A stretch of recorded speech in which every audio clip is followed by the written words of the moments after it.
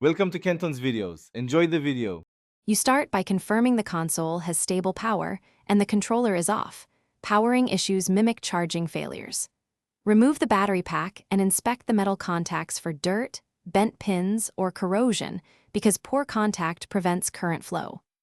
Once done, reseat the pack firmly until you hear the latch click and make sure you use the original charging cable or official charging dock. This reduces resistance and ensures correct voltage delivery to the pack as you proceed to testing.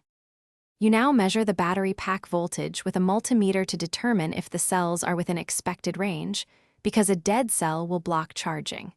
If voltage is slightly low but not zero, gently warm the pack for 10 to 15 minutes using a warm cloth or near a low heat source to reset any thermal cutoff. Don't overheat. Next, swap to a known good USB cable or alternative port, since cable resistance or bad ports often prevent proper charging and waste time chasing the wrong cause. You perform a final controlled charge. Connect the reseated pack and leave the controller on the console for at least 30 minutes while watching the LED or on-screen battery icon to confirm charging. This verifies sustained current flow. If the LED blinks or never shows charge, unpair and repair the controller because firmware or connection glitches can block charging signals.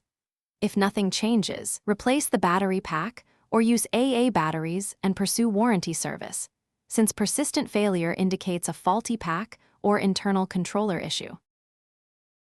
Thanks for watching. Consider subscribing if we helped you.